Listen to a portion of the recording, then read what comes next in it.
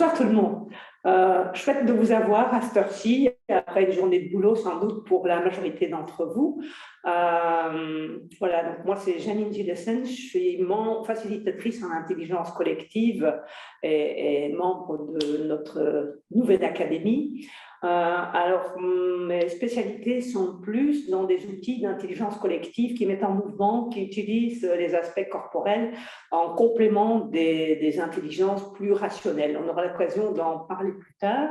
Et à côté de ça, je suis formateur et superviseur de futurs facilitateurs et praticiens en intelligence collective dans un outil qu'on appelle les représentations ou constellations systémiques d'organisation.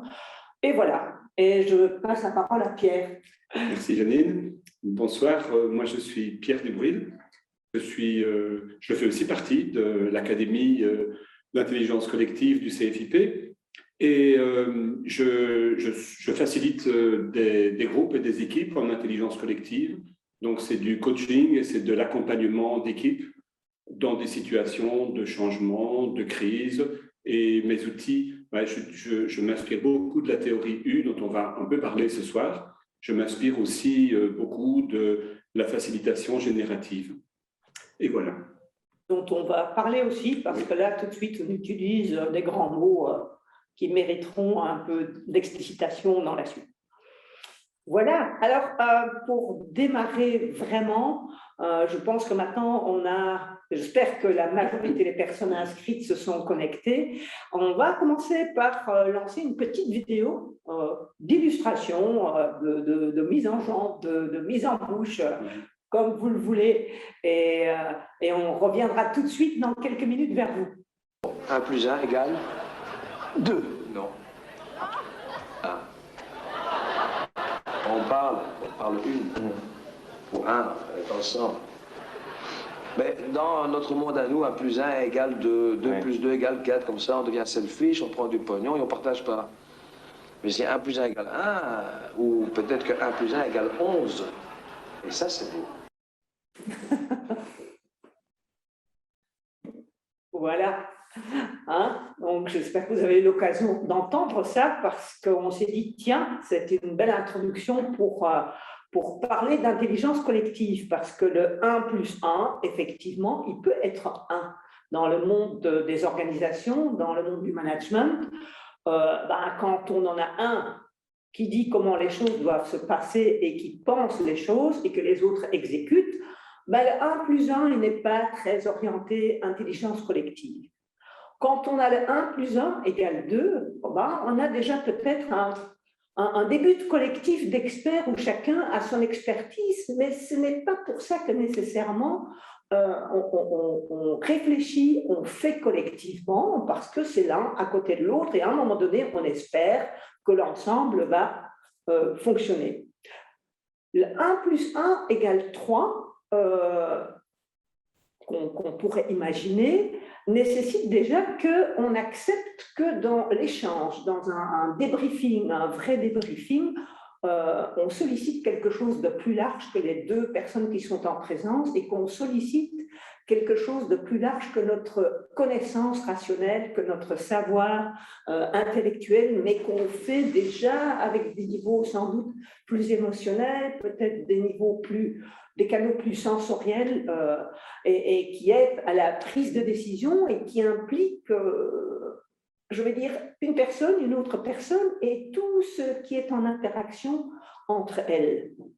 Le 1 plus 1 égale peut-être 11 est aussi intéressant parce que, je ne sais pas ce que tu en penses, mais le 1 plus 1 égale 11, on est tous quelque part un système à nous tout seuls, dans différents rôles, dans différentes fonctions, qui se nourrissent les uns les autres et qui peuvent être transposés d'un secteur dans un autre secteur. Et donc, quand ça se mélange à deux, ça peut vraiment faire plusieurs types d'intelligence, et c'est là qu'aussi on va parler plus tard de différents types d'intelligence, y compris l'intelligence plus par le mouvement, plus kinesthésique, plus émotionnelle, plus sensorielle,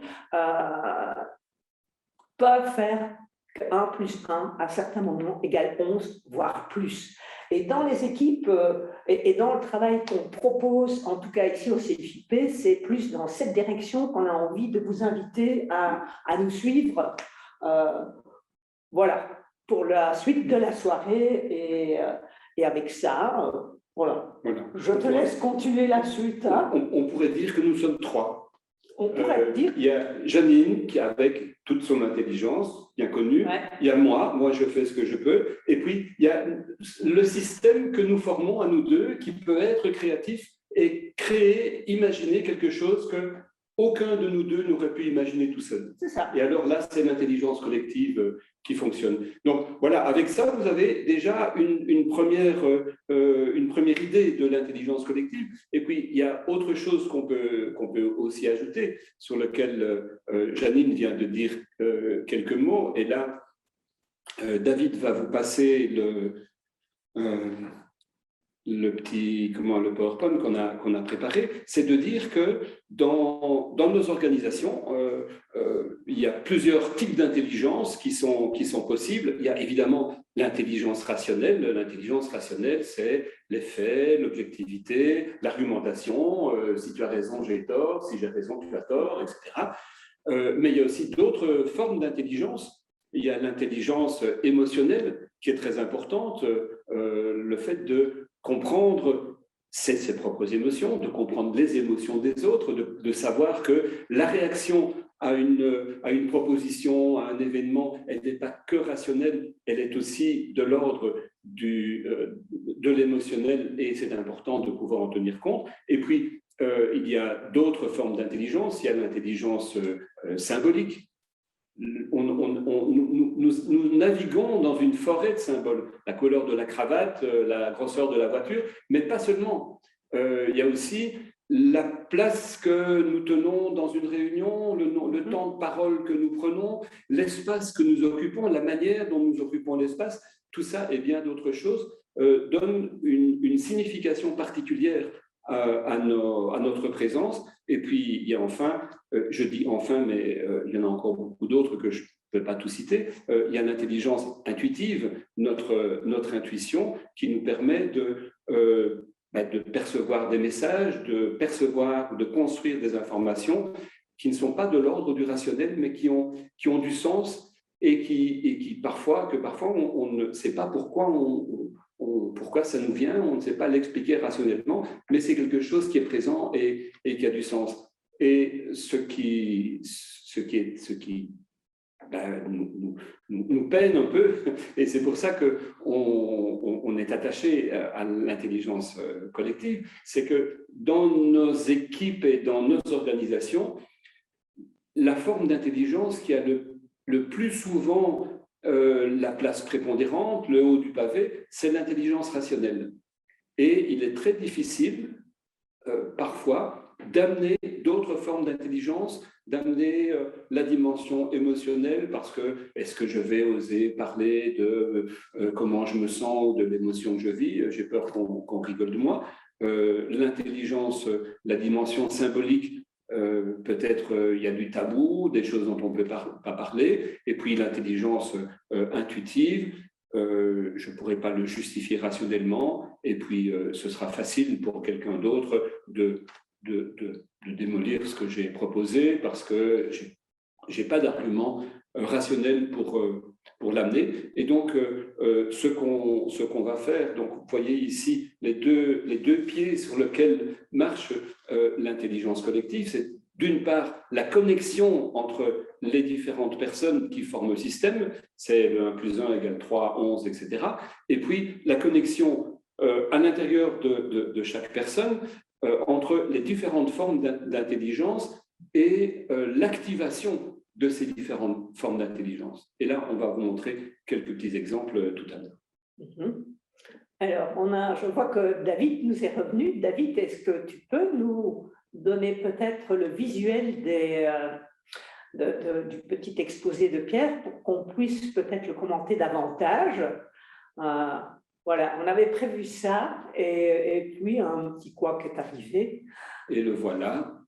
Voilà. toutes mes C'est le excuses. suivant, hein. On a essayé de, oui, oui, bien sûr, on était pris à essayer de régler ce problème des petits bruits quand à chaque fois qu'une Ah, personne se voilà. connectait. Mais donc c'est réglé. On peut suivre. Vous pouvez me dire quel slide vous avez besoin? Oui, ben Tu voilà. peux rester sur celui-là, hein, pour le moment. Donc, si je reprends Oui.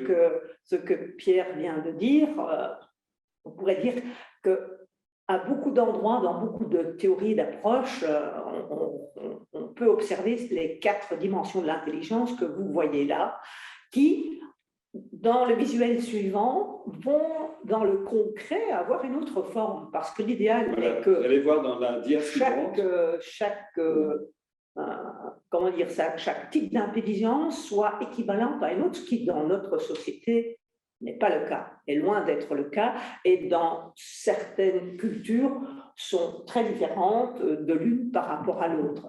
En général, dans le monde du travail, dans le monde de notre éducation, dans nos sociétés, quand même, la dimension rationnelle, elle est vachement privilégiée, même s'il y a un trait noir là qui vient un petit peu nous titiller à côté de l'intelligence intuitive ou de l'intelligence émotionnelle dont on parle vraiment beaucoup depuis maintenant quand même pas mal d'années.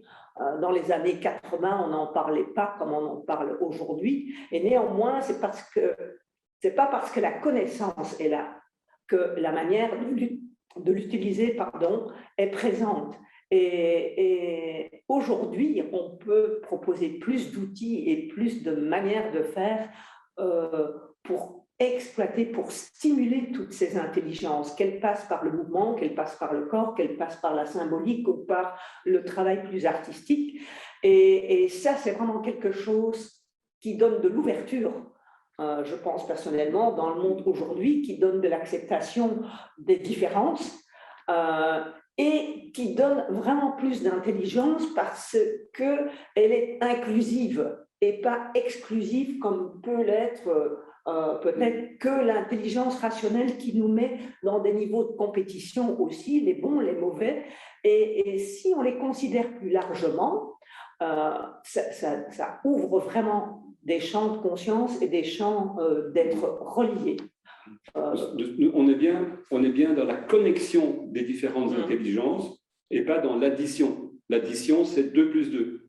Ton intelligence, mon intelligence, et chacun fait son job. C'est ça. La connexion, c'est créer quelque chose de plus et faire émerger une autre intelligence qui est l'intelligence du système et apprendre à l'écouter et à la mettre au travail.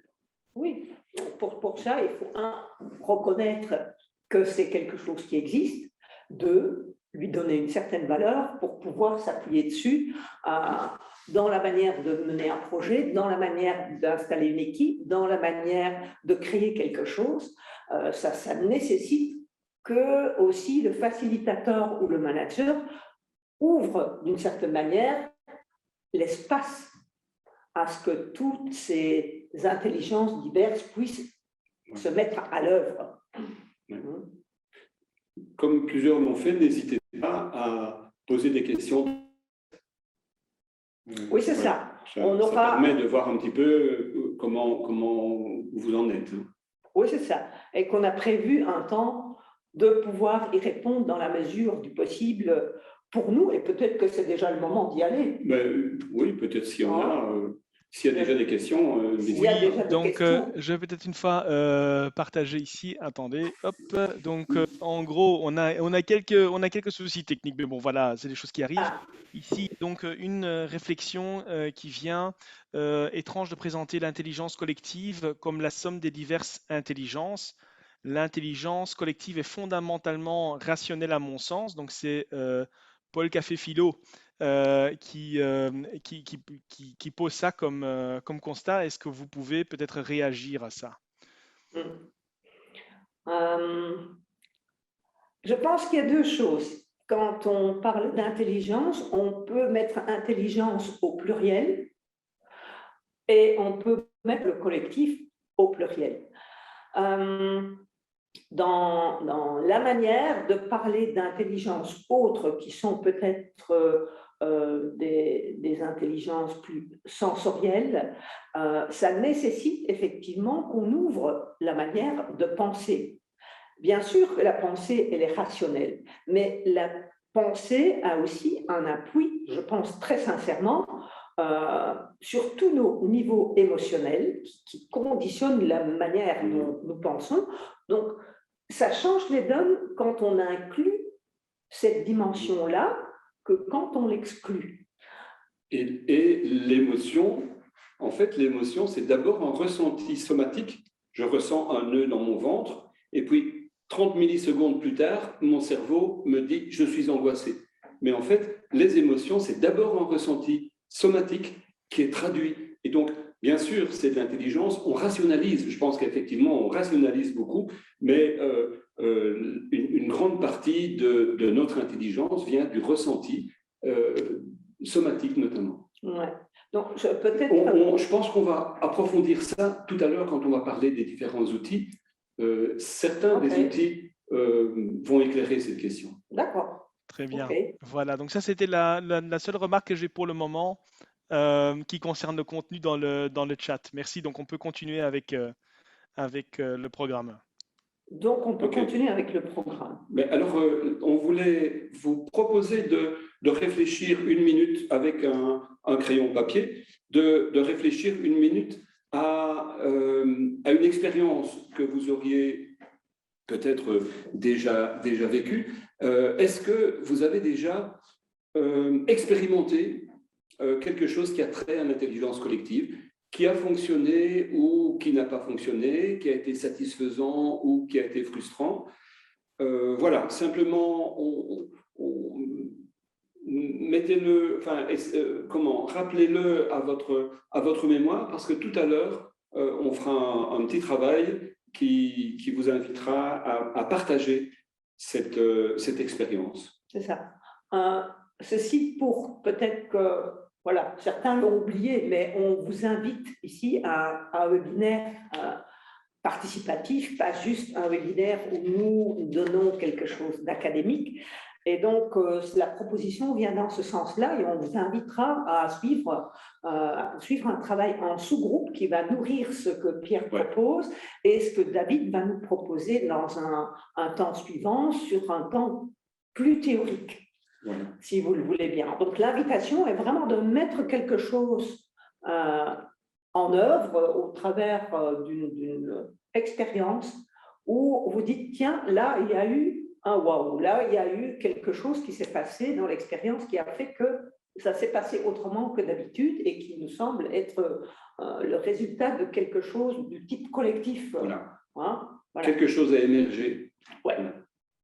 Donc, maintenant, on va repasser la parole à David qui va vous parler d'un concept. Je n'appellerai pas ça un outil, j'appellerai ça plutôt un concept fédérateur qui est la théorie U, qui est un concept sur lequel nous, on s'appuie beaucoup. Ce n'est pas le seul concept ni pas le seul outil utilisé dans l'intelligence collective. Hein. On va parler des méthodes ARC qui ont été développées par nos collègues Agathe Crespel et Chantal Anquet. On va parler aussi des constellations systémiques, que pratique Janine. On va parler de la communication générative. On va parler de l'enquête appréciative. Ça, ce sont des méthodes que maîtrise bien David. On va parler de la sociocratie. Donc, il y a beaucoup de portes d'entrée dans l'intelligence collective. Il y a beaucoup d'outils. Voilà, on va vous en présenter quelques-uns aujourd'hui, mais il y en a beaucoup. Ce qui est important, c'est de les replacer dans une démarche commune, parce qu'un outil, l'intelligence collective, ce n'est pas simplement une somme d'outils. C'est aussi une manière d'approcher un système et une manière d'approcher le changement et la créativité. Alors, quelques mots sur la théorie U. Donc, en fait, effectivement, moi, je voulais vous parler un petit peu de la théorie U. Et donc, maintenant, je ne sais pas, décidément, ce soir, pour partager les bons écrans sans... attendez un instant, je vous demande de me pardonner. Voilà, donc là, on a le slide que je voulais partager avec vous. Il faut savoir que Otto Scharmer, qui est un scientifique allemand qui travaille au MIT aux États-Unis, a théorisé a théorisé trois façons de réagir face à un défi complexe.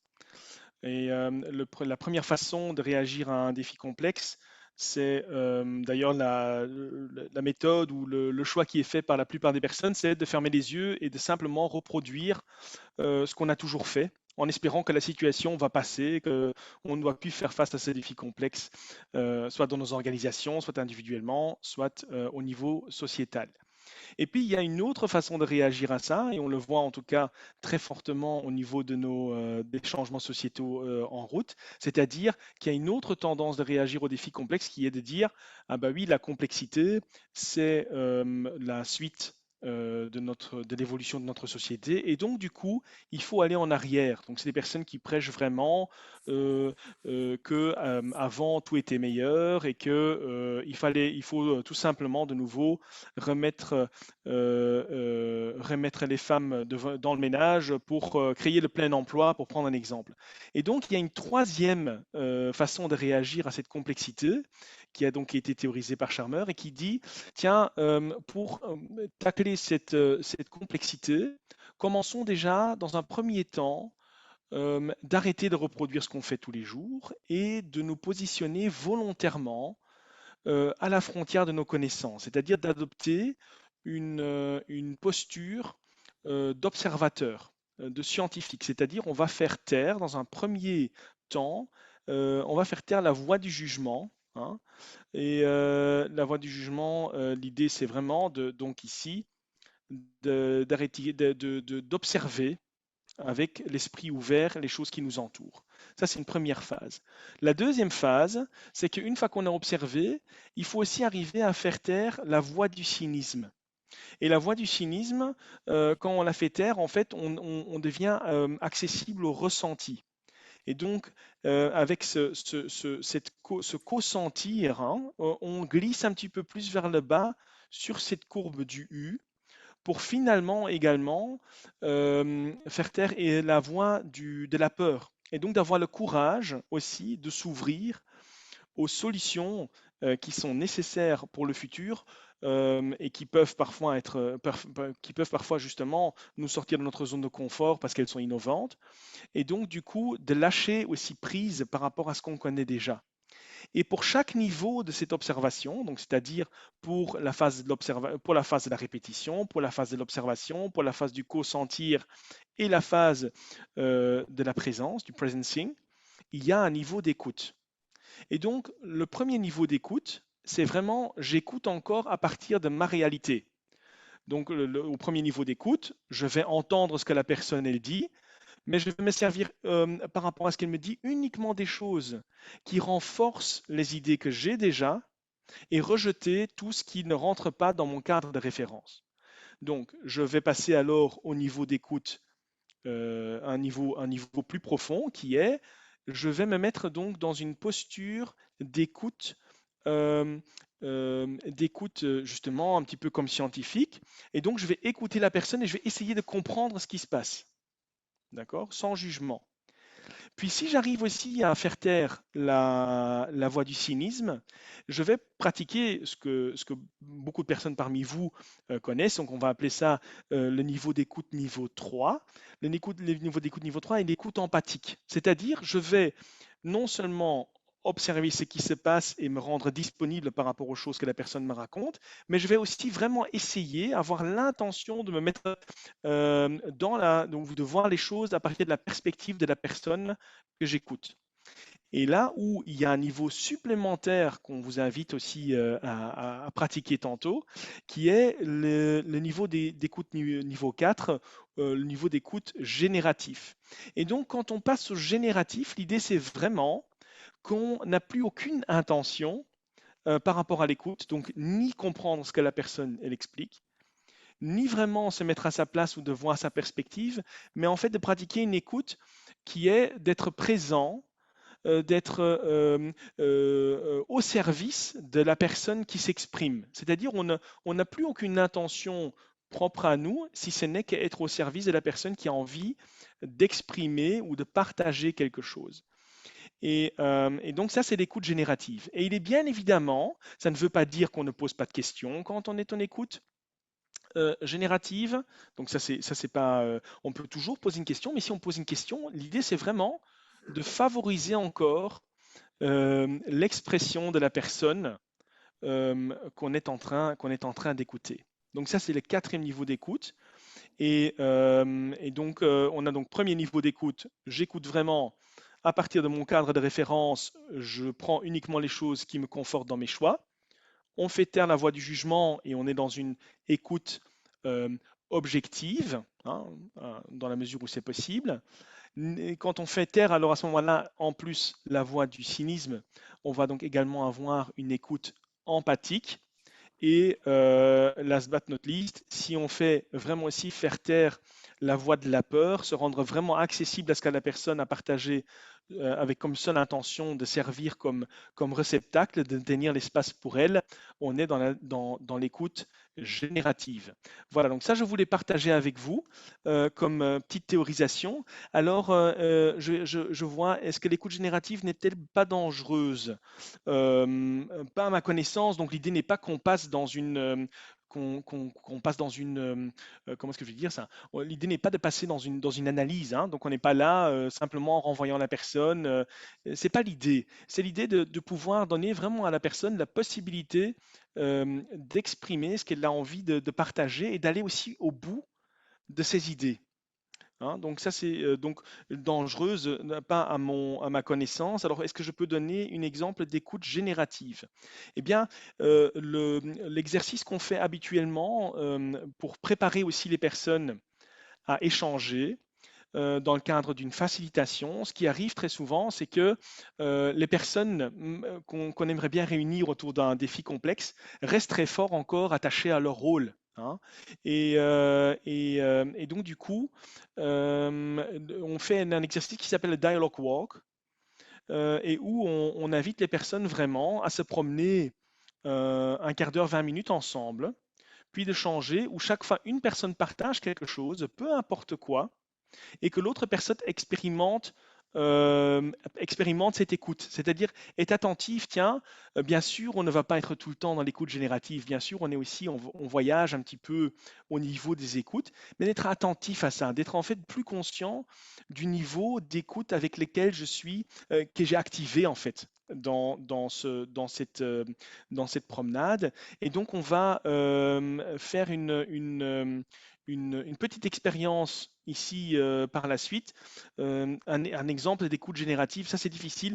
Je vais un petit peu y réfléchir pour un exemple d'écoute générative. Habituellement, justement, quand je demande vraiment à partager... euh, euh, David, tu peux nous oui, passer, parce je vais vous qu'il passer y la avait parole. Oui, oui, voilà. Donc, voilà, il y avait une question qui parlait aussi, est-ce que le risque de l'écoute générative n'est pas la symbiose?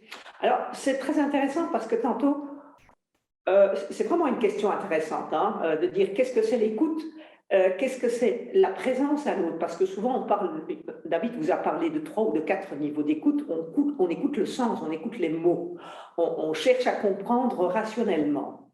On cherche à se mettre en résonance émotionnelle, de dire, tiens, l'empathie, si j'étais à la place de l'autre, je pourrais vivre ça, ou c'est ça qui se passe à l'intérieur. Quand on va dans une écoute générative, effectivement, on pourrait penser qu'on se met dans une espèce de bulle particulière qu'on ouvre pour que l'autre puisse aller jusqu'au bout de son expression. La différence où la nuance va être qu'est-ce qu'on entend par symbiose. Est-ce qu'on entend par symbiose quelque chose de sain ou quelque chose de malsain? Est-ce que je vais prendre le pas sur l'autre ou est-ce que je vais lui ouvrir un espace que je vais contenir dans lequel il peut poser de manière entière ce qu'il a à me dire? Et moi, comme écoutant, je ne vais pas aller dans la direction de oui, moi je reconnais ça, moi aussi j'ai vécu ça, parce qu'on glisserait plus de l'empathie vers quelque chose de l'ordre de la sympathie. L'écoute générative, c'est vraiment être dans une posture de présence où des aspects peuvent faire résonance. Résonance dans le sens d'un instrument de musique qui vibre avec et qui ne va pas dans l'interprétation. ce qui est extrêmement difficile, hein, parce que dans nos cadres de référence, on ne peut pas faire autrement que d'interpréter, de comprendre avec nos cadres de référence, mais c'est aller accepter d'aller au-delà de ça et de dire, j'ai observé ça, j'entends ça, je ne cherche pas à lui donner une explication qui serait celle qui m'arrange moi, mais je peux renvoyer à l'autre, tiens, je t'ai entendu parler de ça. Ou quand tu as parlé de ça, ça me provoque ça. Ou quand tu as parlé de ça, il y a telle image ou tel symbole qui m'est venu. Hein, et là, on va ouvrir d'autres types d'intelligence. Oui, je ne sais pas si ce sont des exemples, mais c'est des situations vécues lors d'une constellation, quand les personnes se placent dans l'espace pour représenter une situation, à un certain moment, on voit quelque chose que personne n'a dit. On voit la situation, une personne qui est exclue du groupe, qui est centrale, etc. On voit apparaître des choses qui n'ont pas été dites et des pistes d'action émergent. On le voit aussi, ça sera le petit exemple tout à l'heure, quand on fait avec un groupe une construction, on les amène à construire avec des blocs de bois, par exemple, la représentation de leur équipe, on voit des choses apparaître qui n'ont pas, où personne n'avait l'intention de le faire apparaître. Et en regardant, eh bien, il y a des choses qui sont frappantes et qui nous font dire, ah ben, il y a des choses qui doivent être faites, qui doivent être mises en place, etc. Pour moi, le logo de ce bas du U de Open Will, c'est let go, let come. Qu'est-ce que je laisse aller, qu'est-ce que je laisse venir? C'est accepter de laisser tomber une série de préjugés, de choses dont je suis certain, que je sais déjà, que je veux amener, mes croyances, mes sécurités, pour laisser émerger quelque chose de différent. Voilà, mais c'est très difficile à expliquer. En fait, c'est difficile d'expliquer rationnellement quelque chose qui dépasse le rationnel. On peut continuer. On peut continuer. Ouais. Je viens de voir aussi une question là, de Brigitte qui demande est-ce que ce serait une écoute flottante. Personnellement, je ne sais pas ce que c'est une écoute flottante. Personnellement, j'utilise aussi le terme d'écoute tissulaire parce qu'on écoute le rationnel, les mots, on écoute l'émotion et on écoute avec les sensations. Et ça, c'est une écoute qu'on peut appeler tissulaire ou parfois certains utilisent le terme de penser avec les muscles. C'est quelque chose qui est plus dans le sens proprioceptif par contre, et kinesthésique, qui nous donne une indication de quelque chose qui se passe à l'intérieur de moi et qui est en résonance, qui est en interaction avec quelque chose qui m'est raconté, qui m'est dit ou quelque chose qui se passe. Et je donne un espace à ça, je lui donne une place. Ce n'est pas rien. Et donc, une écoute générative liée à ce niveau de présence, c'est comment je reste présent avec un confort, un inconfort, pendant que l'autre est en train de poser ce qu'il a à dire dans un espace qui a besoin d'être écouté entièrement. Quelqu'un posait la question de comment on amène les participants. Nous employons, enfin nous, pas seulement nous, on emploie des méthodes typiques de la pleine conscience, par exemple, pour amener les participants à être ouverts et à écouter autre chose que la seule rationalité. Donc il y a un travail. David parlait il y a un instant du Dialogue Walk, qui est un exercice très intéressant en soi. Ce sont des exercices, des mises en situation pour assouplir la qualité d'écoute. Et puis, on parlait aussi quelqu'un a parlé du creuset. Est-ce que le fond du U est un creuset? Oui, en fait, l'intelligence collective, c'est constituer quelque part un contenant pour que de l'intelligence collective puisse émerger. Et donc là, il y a toute une série de cadres à mettre. Et donc, il y a un travail très important de constituer un cadre protecteur, un cadre d'émergence, pour que l'intelligence collective puisse émerger et être perçue. Voilà. On va en reparler plus tard de ces aspects-là, parce qu'on nous a promis aussi quelques clés pour... Voilà, ça fait partie des clés, effectivement. Voilà, pour développer et la posture. Parce qu'ici, dans tout ce qu'on est en train de discuter, d'expliquer, tout à l'heure, Pierre a dit, et David aussi, on a d'un côté des outils d'intelligence collective, de l'autre côté, on a la posture du facilitateur et des compétences du facilitateur pour que tout ça puisse devenir possible. Et les différents niveaux d'écoute sont vraiment une compétence à développer pour le facilitateur, pour vraiment avoir dans son champ de conscience des choses qu'il voit, des choses qu'il entend, des choses qu'il ressent, et en faire quelque chose à un moment donné. Mais une première étape, c'est de s'entraîner à observer ce qui est là, sur un autre plan que ce qui est réfléchi rationnellement et ce qui est dit verbalement, mais de prendre en compte différents indicateurs. Et donc, notre petite invitation à faire un moment de partage en sous-groupe correspond à celui-là. Je reviens un peu à l'invitation que Pierre vous a faite tout à l'heure, que laissez un peu venir en souvenir une expérience que vous avez vécue comme positive dans une équipe, dans un projet, où tout d'un coup, il y a un effet waouh, un effet surprenant qui s'est passé, qui était autre chose que ce qui est prévu et qui a émergé, qui a donné quelque chose de nouveau. Alors, notre invitation, c'est qu'en groupe de 4, David va organiser les sous-groupes et on va vous laisser certainement un quart d'heure, 20 minutes pour qu'une des personnes partage cette expérience. Donc peut-être vous allez devoir prendre un petit moment pour choisir laquelle. Peut-être qu'il y a des sous-groupes dans lesquels vous n'avez pas l'impression que vous avez quelque chose d'intéressant à raconter.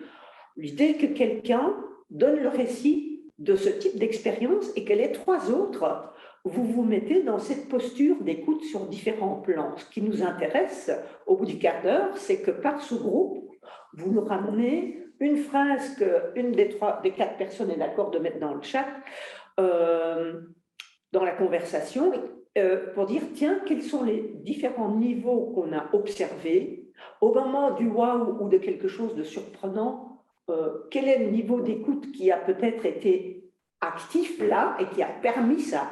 Ça, c'est ce que nous vous invitons à observer quand vous êtes dans la position de l'écoutant.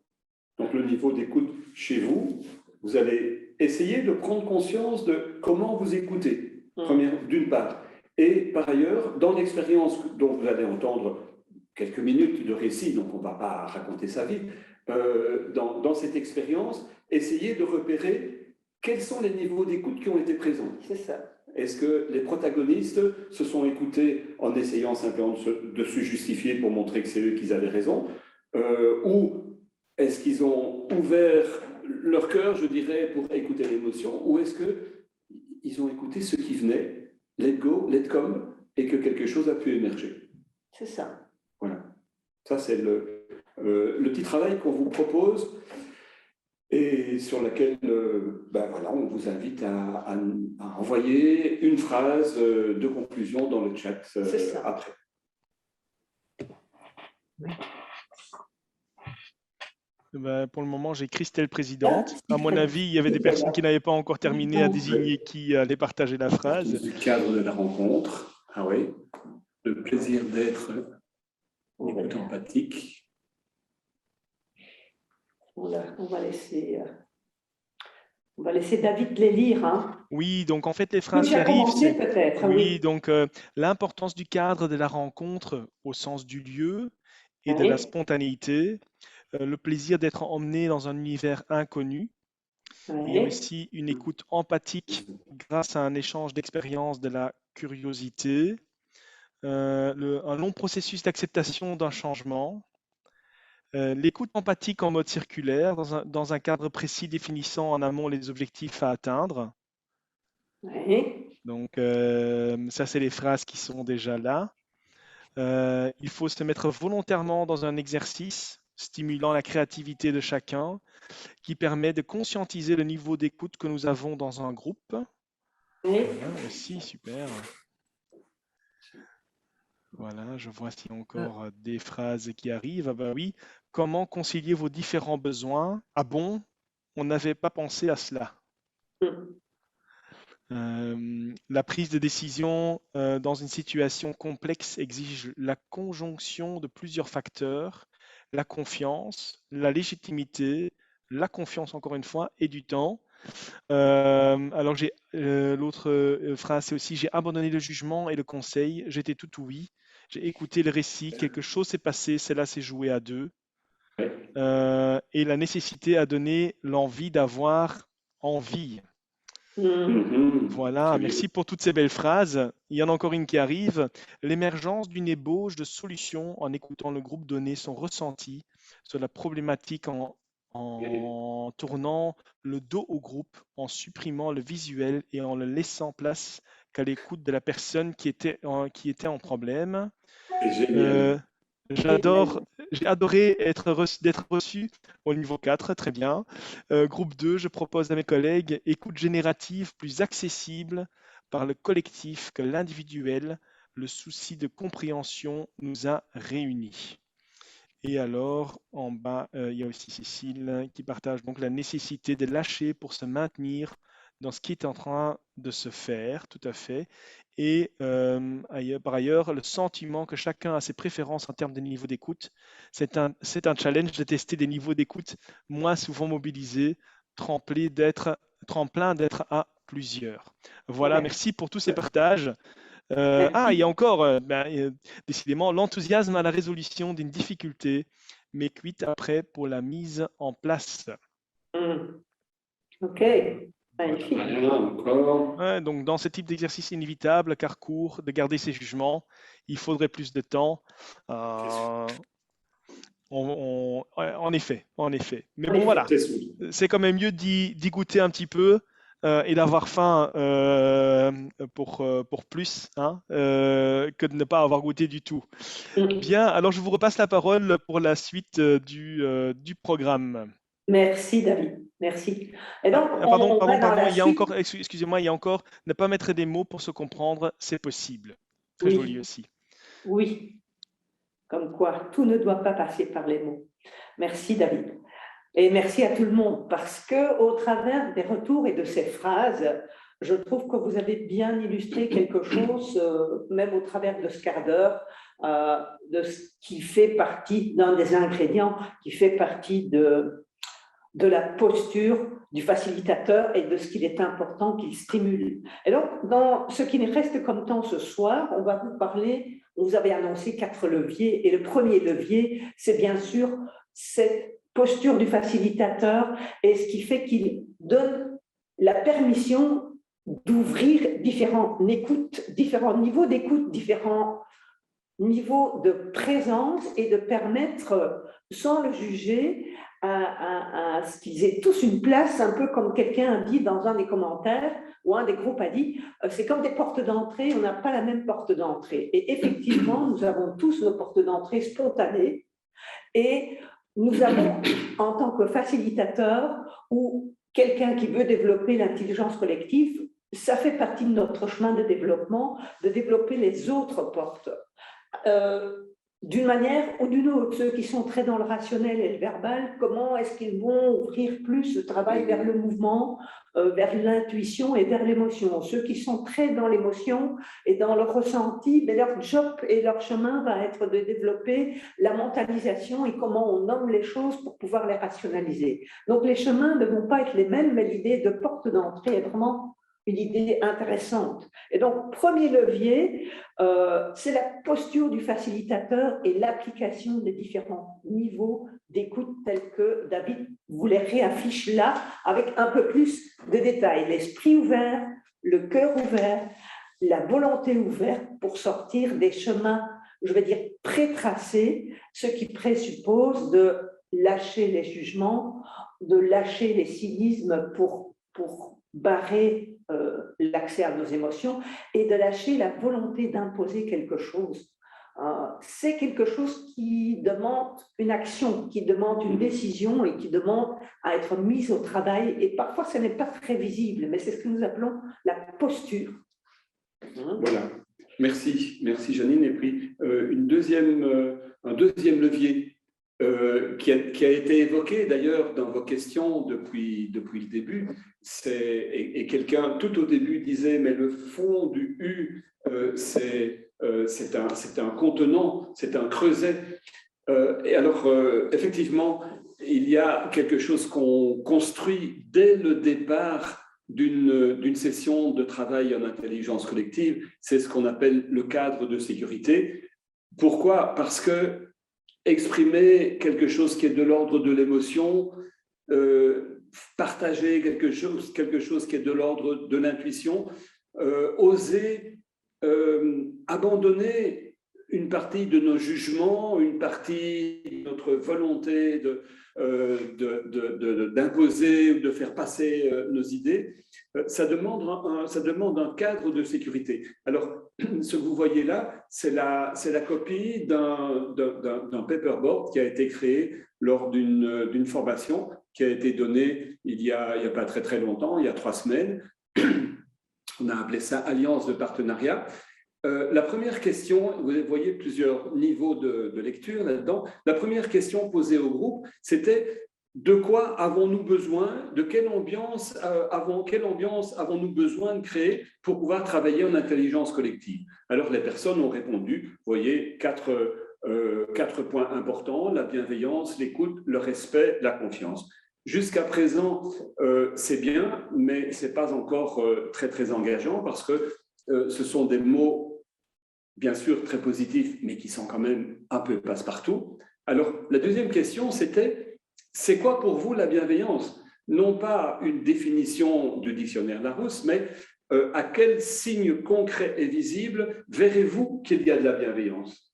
Donc, nous pouvons, Janine peut me promettre qu'elle va être bienveillante, mais si on n'a pas un contrat entre nous sur qu'est-ce que j'attends de toi pour que je te sente bienveillante, eh bien, il est possible qu'à un moment donné, on se comprenne mal. La question a été posée pour l'écoute, elle a été posée pour le respect et pour la confiance. Voilà, par exemple, voilà, vous pouvez lire, c'est un peu mal écrit. À quoi voit-on qu'il y a de l'écoute? À quoi voit-on qu'il y a du respect? À quoi vais-je me sentir respecté dans ma parole? Il est possible que je te dise: mais oui, je te respecte, cause toujours. Voilà, donc ça, c'est la deuxième question. Et puis, quand on a dit ça, il faut aussi reconnaître que le groupe va évoluer, on aura des moments de tension, on aura des moments difficiles, et il est possible, probable même, qu'il y ait des moments où certaines personnes ne ressentent pas la bienveillance, ne ressentent pas l'écoute ou ne ressentent pas le respect et la confiance. Si rien n'est fait, eh bien, ces personnes-là vont se dire: ok, c'est bien ce que je pensais, on dit qu'on va m'écouter, mais on ne m'écoute pas. Donc, c'est fini, je me referme et je laisse les autres travailler. Alors, la question suivante, c'était: qu'est-ce qu'on se donne comme petit signe, comme petite marque, pour signaler qu'il y a un souci? Et la bienveillance, ce qui a été retenu par le groupe, c'est lever la main. Donc, si à un moment, j'ai l'impression que ça manque de bienveillance, on m'a critiqué, on s'est moqué de moi, je peux lever la main. Tout le monde va comprendre. Ou même quelqu'un d'autre. Ou même quelqu'un d'autre. Hein. De même, pour l'écoute, c'est de faire un break. Pour le respect, c'est de reformuler avant de m'estimer pas respecté. Je peux dire: attends, est-ce que ce que tu as voulu dire, c'est bien que j'étais un ragnagna? Et puis, la confiance, de la même manière. Et donc, avec ça, on avance dans la construction d'un espace de protection. Et puis, dernière chose, et ça c'est ce qui est écrit, je l'ai écrit verticalement parce que je voulais tout mettre sur le même tableau, c'était, et vous voyez, donc il y avait 6 personnes dans ce groupe, c'était de demander à chacun quel est son engagement. À chacun, la question était posée: à quoi tu t'engages? Comment tu vas utiliser ta compétence et ton génie propre, si on peut dire, pour construire et maintenir cet espace de sécurité? Et ça, c'est vivant, pour le maintenir vivant. Et c'est cet espace de sécurité qui va permettre que quelque chose de l'ordre de l'intelligence collective émerge. Et concrètement, un document comme celui-là, c'est un document qu'on reprend en début de chaque réunion. Et donc, si on a plusieurs, et effectivement, avec ce groupe, il y a 3 réunions qui sont prévues. En début de chaque réunion, on reprend le document, on le relit ensemble et on se dit: est-ce qu'on est toujours bien d'accord? Et ça, c'est une c'est une condition importante qui va permettre l'intelligence collective. Voilà, ça c'est le deuxième levier important. Et ceci n'est qu'une des dimensions de créer le cadre, évidemment. Voilà.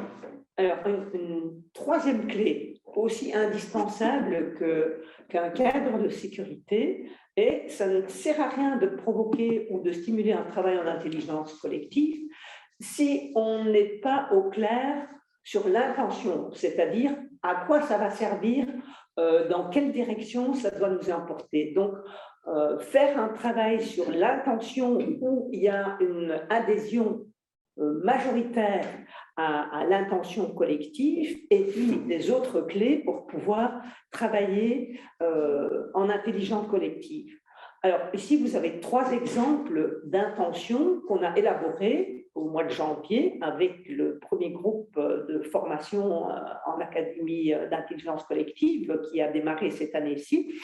Et on leur a demandé d'abord individuellement, mais quelle est votre intention ici? Qu'est-ce qui fait que vous vous inscrivez pour un parcours long? Et puis, on leur a demandé de se regrouper à 2 et de trouver une formulation commune, alors que chacun avait son intention au départ. Et puis, rebelote en groupe de 4. Et la consigne est toujours comment les intentions de l'un rejoignent l'intention de l'autre et que, pour finir, on a une intention collective dans laquelle les membres de ce groupe-là se retrouvent. Donc, vous pouvez lire là les intentions des 3 groupes telles qu'elles ont été formulées, in fine, et qui restent quelque chose de vivant. On l'a repris en début de parcours d'académie pour dire, tiens, est-ce que vous êtes toujours là-dedans? Une chose est d'utiliser des outils et de développer une posture, mais c'est important qu'on sache au service de quoi et au service de quelle direction. Voilà. Sinon, on est dans la créativité pour la créativité, on est dans s'amuser pour s'amuser, mais à un moment donné, c'est important d'avoir quand même un objectif, une direction et un résultat qu'on espère au bout pour que ce qui est mis au travail serve. Et on est bien dans un travail d'intelligence collective parce qu'il ne s'agit pas de choisir qui aura la meilleure intention et qui pourra afficher son intention à lui. Il s'agit de créer une intention commune. Et déjà, ça, c'est tout un travail. Oui, et qui peut être porté par l'ensemble du groupe et pas par un leader du groupe, mais dans lesquels, tu parlais tout à l'heure d'engagement, Pierre, dans lesquels tout le monde peut s'y retrouver et peut adhérer et peut donc être collectivement à sa place, porter cette intention. Et on a encore une 4e clé. Et une 4e clé. Un 4e levier. Alors, le 4e levier, vous voyez ici qu'on est dans quelque chose d'un peu... On est loin de la réflexion rationnelle. Et pourtant, c'est quelque chose qui, dans ce cas-là, ce sont des photos qui ont été prises dans un groupe de travail où vous voyez, ce sont des capelins, ce sont des blocs de bois et puis des petits jouets qu'on peut toujours piquer à ses enfants ou à ses petits-enfants. La première photo, celle de gauche, c'est donc la proposition au groupe qui était composé d'une dizaine de personnes. C'était une équipe de travail social en France il y a 2 mois. La proposition, c'était de dire, voilà, avec les petits objets qui sont là, construisez quelque chose qui représente, à votre avis, votre équipe. Et les personnes ont commencé à monter des petits blocs de bois. Et puis, certains se sont positionnés avec des bonhommes. Et vous voyez les premiers bonhommes là qui sont au milieu, notamment un truc rayé blanc et rouge. Ça, c'était le responsable de l'équipe. Le responsable de l'équipe s'est placé assez rapidement et puis les autres ont continué à monter des blocs de bois et puis ils se sont positionnés et ils étaient tout au-dessus. Quand on a regardé ça, alors il y a un petit questionnaire qui va avec, que je vous résume très très brièvement. Il s'agit de regarder la construction de 4 points de vue différents en tournant autour de la table.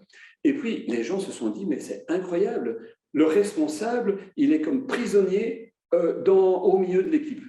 Et ça a amené toute une réflexion qui ne serait pas venue si les gens avaient été assis, chacun dans leur fauteuil, tout autour de la table. Les personnes ont vu qu'il y avait quelque chose qui ne fonctionnait pas dans cette équipe et qui n'avaient pas été nommés auparavant. Et donc, la proposition suivante, c'était de dire, eh bien, changez les blocs, reconstruisez l'équipe comme vous voyez qu'elle pourrait être. Et puis, ils ont construit la deuxième image. Et vous voyez, on retrouve le petit poisson qui était au milieu, à l'intérieur de l'espèce de prison sous forme de bloc.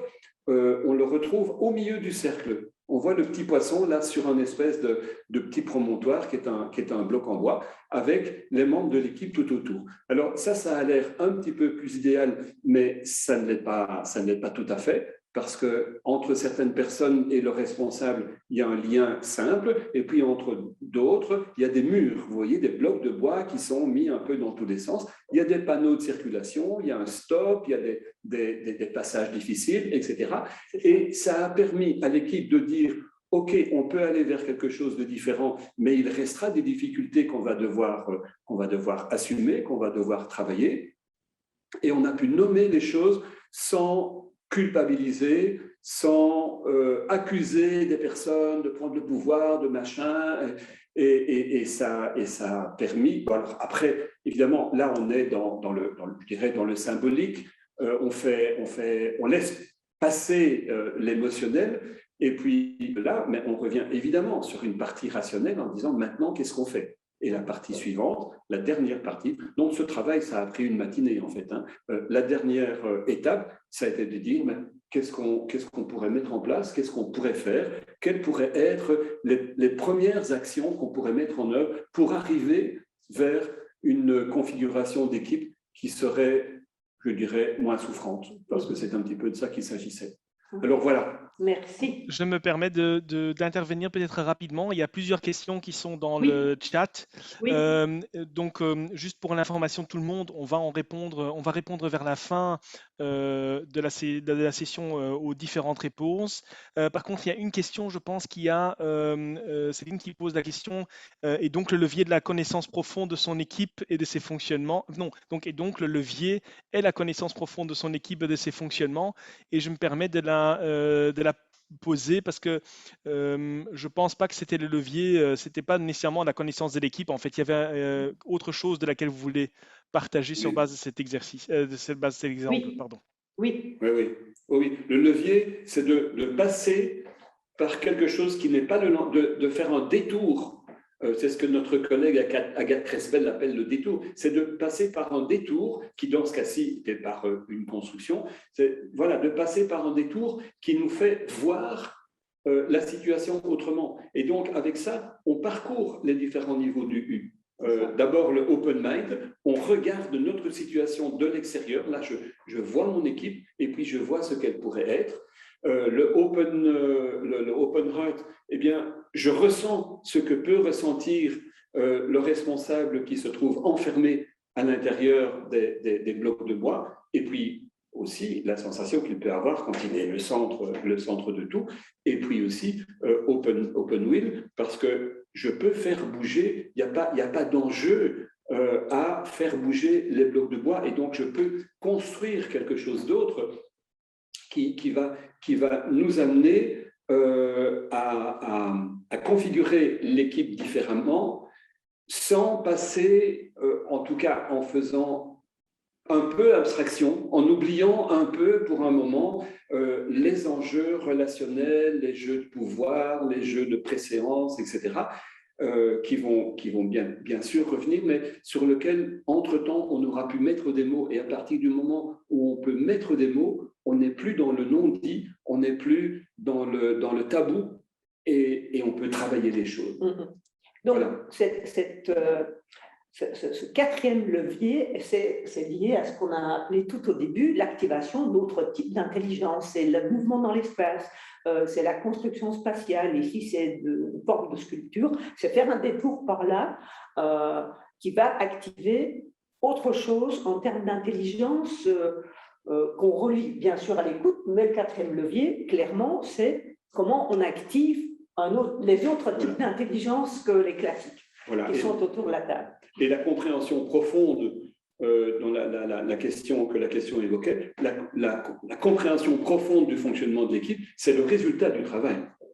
C'est en tout cas, c'est une autre compréhension. C'est une ça. compréhension qui n'est pas que rationnelle, c'est une compréhension qui tient compte de l'émotionnel, du symbolique, de l'intuitif, et puis peut-être encore d'autres facteurs, et qui enrichit en fait, qui enrichit terriblement la qualité de travail et de réflexion qu'on va pouvoir avoir après pour la suite. Parce que les personnes, si elles ont discuté autour d'une table, elles vont peut-être plus se souvenir de ce qu'elles ont dit. Par contre, les deux images, là, je vous assure qu'elles s'en souviennent, et à la réunion suivante, elles reviennent et elles se rappellent ce qui s'est passé. Et de comment l'image a bougé déjà. Donc c'est comme si ça externalisait quelque chose qui devient visible et donc qui met du mouvement. Ça, c'est ce qu'on peut expérimenter. Voilà, en tout cas, pour répondre à cette question plus précisément. Et donc, David, on revient vers toi. Oui, donc... et puis, on a encore un moment pour des temps de questions-réponses. Tout à fait. Donc en fait, il nous reste donc une dizaine de minutes. Donc je rappelle, donc on vient de parler donc des 4 leviers, la posture du facilitateur, hein, avec les différents niveaux d'écoute. On a parlé du cadre de sécurité, on a eu la création d'une intention collective et aussi donc l'activation de différentes formes d'intelligence. Et donc je rassure encore une fois, on revient donc avec les questions-réponses après. Mais si après ces 4 leviers ou si après avoir expérimenté peut-être avec l'un ou l'autre levier, vous avez envie d'aller plus loin, bien évidemment, en CFIP, on a toute une série de formations qui permettent d'approfondir. Donc, vous entendez bien, je suis rentré dans une phase commerciale du webinaire. On ne va pas vous ennuyer beaucoup avec ça, mais on aimerait bien donc quand même vous proposer une chose en particulier qui nous tient tous à cœur, c'est vous présenter quand même rapidement le programme de notre Académie en intelligence collective. Donc, il faut savoir qu'au CFIP, il y a un laboratoire en intelligence collective qui regroupe donc toutes les personnes qui pratiquent ou qui travaillent avec l'intelligence collective en tant que facilitateur ou en tant que formateur. Et on a concocté un programme qui vise vraiment à expérimenter pour les personnes qui participent, des attitudes intérieures qui facilitent l'intelligence du collectif. Donc là, on est dans cette posture de développer aussi l'ancrage et la présence corporelle face à des groupes, d'intégrer les techniques de facilitation aussi pour des grands groupes, parce que ça aussi, c'est vraiment une application qu'on fait beaucoup quand on parle d'intelligence collective. Il y a aussi, bien évidemment, une vision claire sur les différents outils qui existent et qu'on peut activer pour faciliter l'intelligence collective et de voir un petit peu comment est-ce qu'on peut les utiliser aussi d'une façon personnalisée, adaptée au cadre dans lequel on travaille. Et alors, donc on parle beaucoup de cette posture, c'est aussi de contacter donc le style unique de chaque personne en lien avec le contexte, l'intuition, hein, les compétences et les valeurs. Et donc, de construire aussi, ça c'est un petit peu le travail de certification, de construire vraiment l'architecture d'un atelier en intelligence collective tout au long du programme. Et le programme, comment est-ce qu'il est articulé? Ben, on a un premier week-end, donc quand je parle de week-end, c'est un vendredi et un samedi, où on se met en retraite en résidentiel à un très bel endroit à Ans-sur-Lesse et où on expérimente dans un premier temps, on travaille vraiment sur le côté posture du facilitateur, on voit les différentes étapes d'une intervention et on co-construit en fait aussi avec les participants la suite de la formation. Donc on n'est vraiment pas uniquement dans une transmission de savoir, même pas dans une transmission de savoir-faire, il y a aussi vraiment de vivre l'intelligence collective du groupe de participants qui y participent.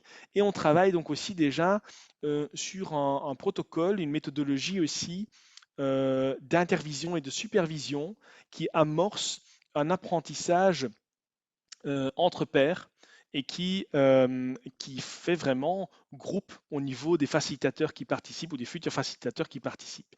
Et puis, donc il y a un premier week-end, il y a un deuxième week-end, et entre les week-ends, il y a alors vraiment des jours qui visent plus aussi l'outillage. Donc, on a parlé un petit peu de la théorie aujourd'hui, donc on va voir un petit peu être à l'écoute du futur émergent. Donc là, je reprends le cadre du travail d'Otto Scharmer.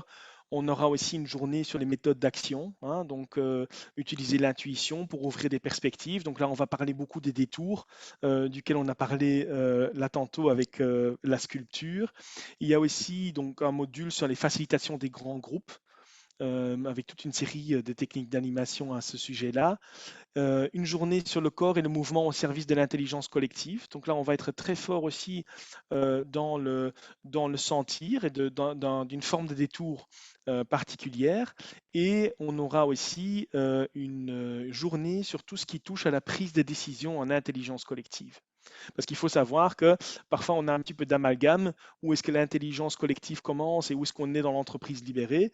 Mais je pense que l'amalgame n'a pas lieu de faire. L'idée d'avoir une hiérarchie plate ou une entreprise libérée ou une organisation libérée, et c'est une idée qui est beaucoup plus large que l'intelligence collective. Et de l'autre côté, l'intelligence collective est beaucoup plus large que l'idée de fonctionner, par exemple, en sociocratie. Mais il y a quand même des éléments qui sont en commun. Et donc, par rapport à cette prise de décision, on a une journée donc d'outillage également.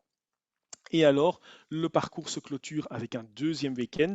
Et lors du deuxième week-end, le vendredi, on termine donc la finalisation du projet d'intervention de facilitation en intelligence collective individuelle de chaque participant. Et on identifie aussi la partie qu'on va donc mettre en œuvre lors de la deuxième journée avec les personnes présentes sur place et les personnes supplémentaires.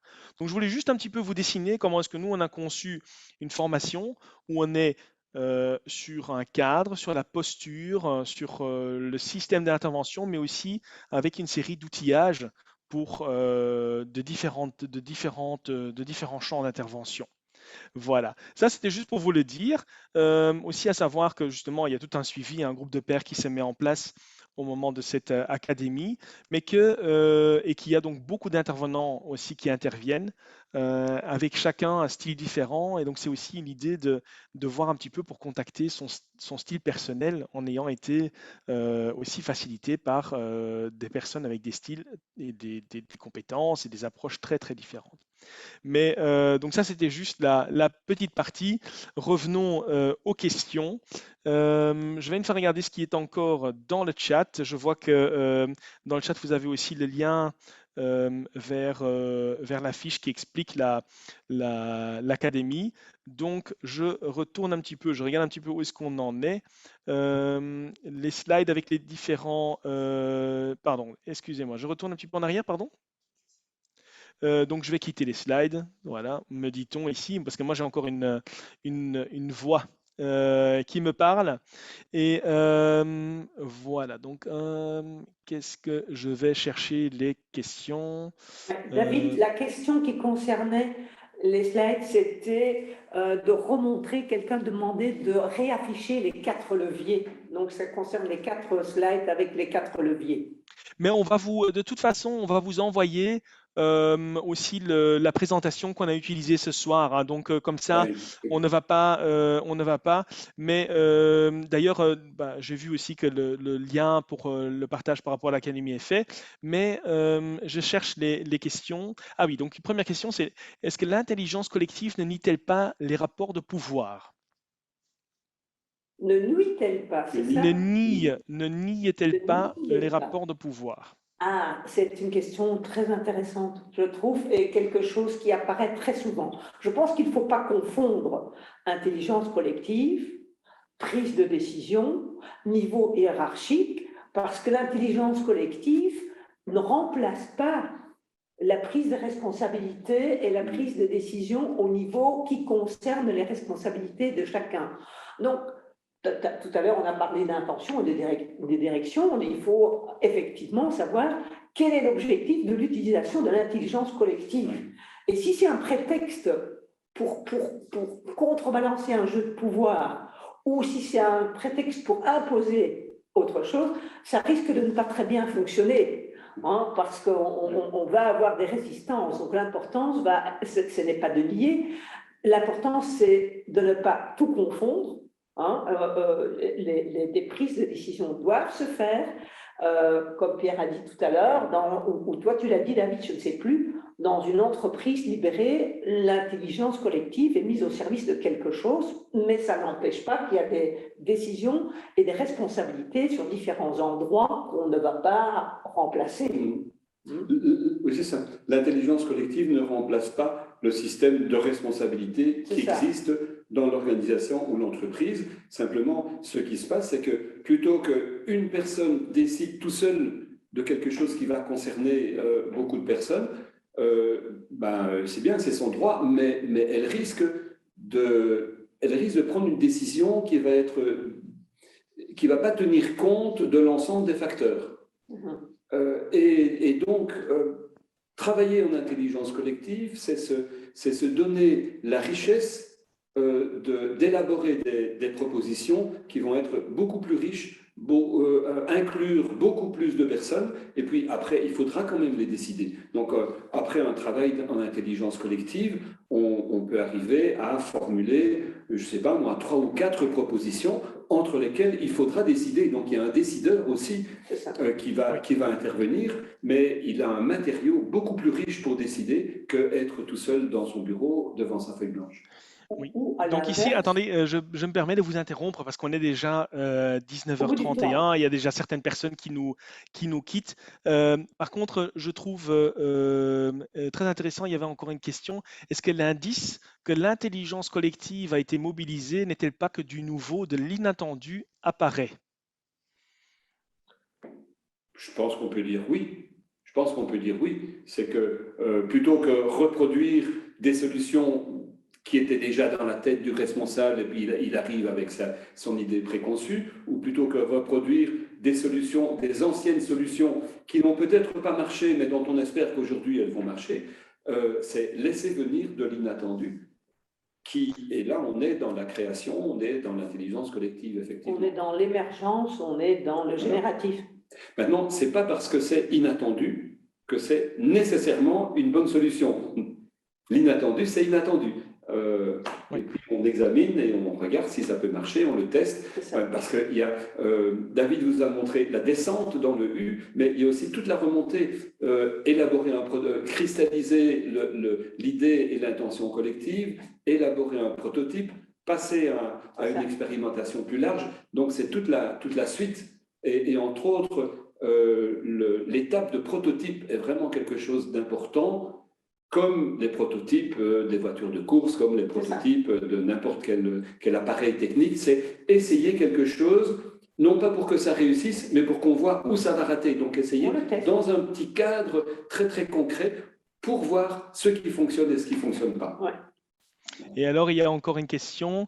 Quels sont les modèles en intelligence collective sur lesquels on se base, sur lesquels nous nous basons? Sociocratie, holocratie, université du nous ou autre. Il y en a beaucoup, hein, je pense. Il y a certainement des facilitateurs qui ont beaucoup travaillé qui travaillent beaucoup avec la sociocratie. On a vu ce soir aussi la théorie du U. Il y a des personnes qui travaillent avec un arrière-plan de travail corporel. Donc, je pense qu'il y a vraiment beaucoup de choses qui interviennent et qui illuminent aussi vraiment la variété de l'intelligence collective. Et donc, je vois qu'il y a beaucoup de personnes qui nous quittent. Je pense aussi il n'y a plus de questions a priori dans le chat. S'il y en a encore une, n'hésitez pas à nous envoyer un mail si jamais je l'aurais loupé, parce qu'alors je propose de clôturer ici. Janine et Pierre, je vous laisse le mot de la fin. Ok, merci David. Moi, j'avais envie de vous dire merci d'avoir été là, merci d'avoir joué le jeu interactif. On n'était pas dans une formule de webinaire classique. Et peut-être quelque part dans le monde de l'intelligence collective à la revoyure. Voilà. Merci. Merci à David de nous avoir supportés. Merci à Delphine qu'on ne voit pas mais qui a aussi soutenu la présentation technique. Et puis, merci à vous d'avoir été là parce que ça nous a obligés quand même à un certain exercice de synthèse parce qu'il y avait trop de choses qu'on avait envie de dire. Et donc, on a dû faire un petit travail de synthèse et donc, ça valait la peine. Merci à vous. Un bel exercice pour nous. Voilà, merci à toi, Pierre, et merci David et David. Merci. Bonne fin de soirée. Bonne fin de soirée. Au revoir. Au revoir.